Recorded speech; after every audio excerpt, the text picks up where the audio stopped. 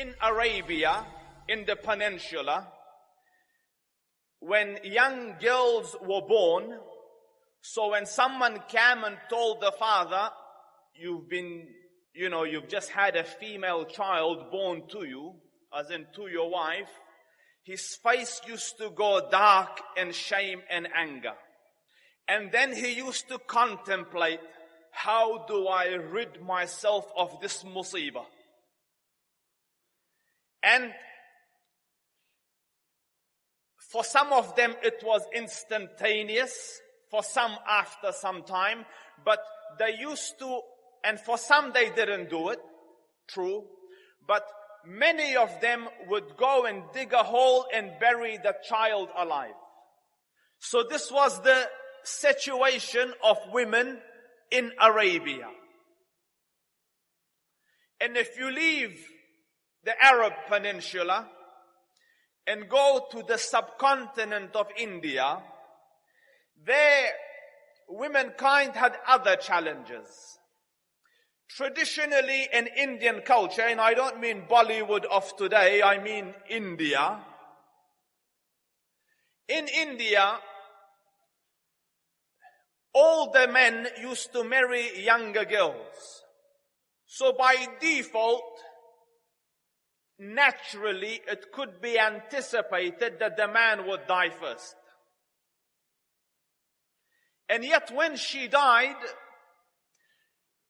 the culture and the religion required, because the Hindus burn their dead after they're dead. So when he used to die, the culture required that that young girl be burnt alive with his corpse. So they used to make the firewood. She used to be made to sit on top of it, and then the fire used to be lit. And you can naturally imagine that when there's fire under you, you'll jump, you'll run, you'll scream. So they used to get these long sticks and hold her down from afar. The practice is called sati. It was there even when the British went there in India. When they colonized India, it was there. And they made it illegal after some time, as in the British. So that was the situation of women in the subcontinent. And if you left the subcontinent and move a little that way towards Persia, where our background is, there the king was in the process of marrying his own sister so that he could have purebred royal children. And you might think, Ustaz, let's go to the enlightened Europe. In Europe, they didn't consider women to be human. And then later they said, the church, the Catholic Church, that she is human, but defected, and that she is inevitably evil. She has Eve in her, as in Mother Eve, who took man out of the favor of God, made him eat from the forbidden tree. And in case you're wondering, what about our cousins, the Jews? Even today, the Orthodox Jew gets up every morning and makes this dua. Blessed be God, Lord of the universe, that thou hath not made me a woman. Thank you, Ya Rab, for not making me a woman.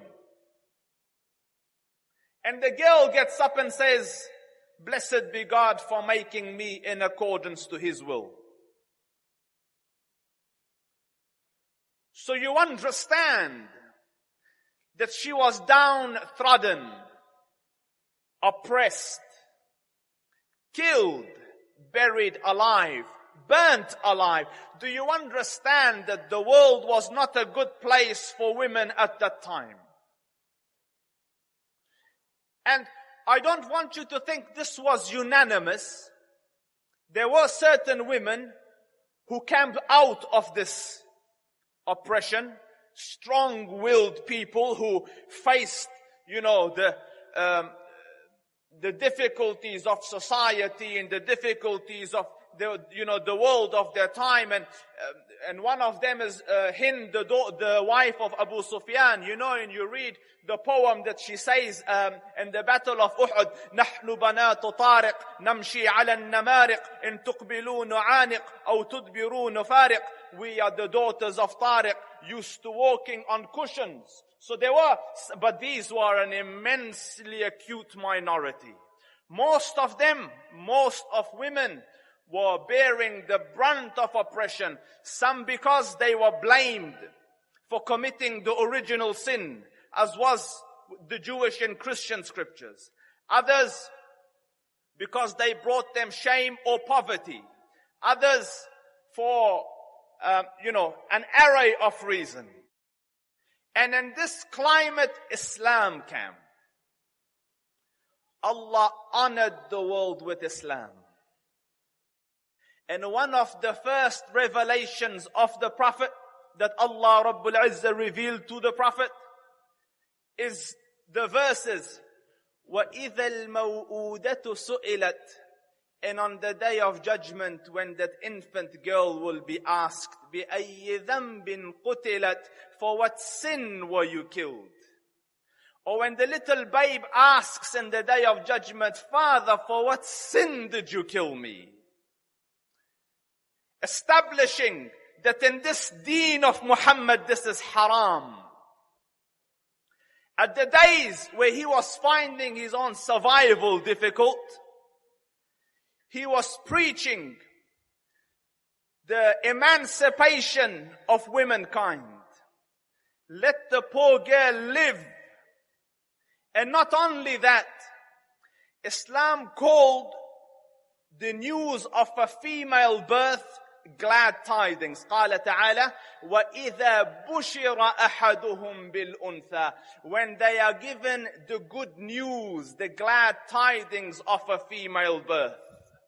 And Allah Rabbul Izzah called the female child a gift to God.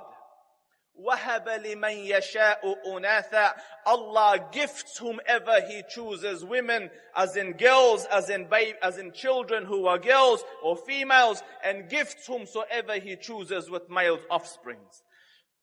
Do you see that the deen of Muhammad, initially women are very downtrodden, now the deen lifted them up. So the deen reigned supreme. In 23 years, the whole of the Jazeera fell to Islam. So what type of culture do you think this new country and this new religion and this new system had? This system considered the birth of a female child a gift to God.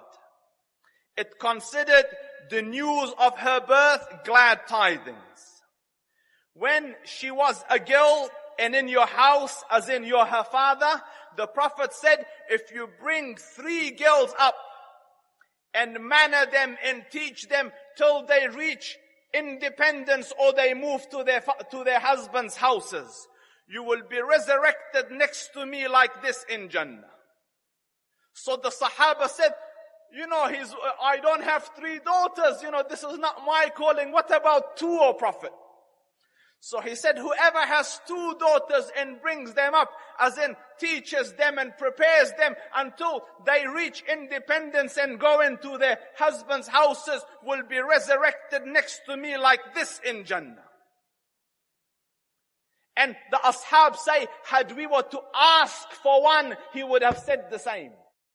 So now this new nation, the Muslim nation, was looking at women and at young daughters with an eye of respect. She's the gift of God. She is my salvation in the akhirah. In another hadith in the Sahihain, the Prophet ﷺ says, whoever brings up daughters and cherishes them and nourishes them and maintains them until they reach, an age of independence, they will be sufficient protection for him from the fire.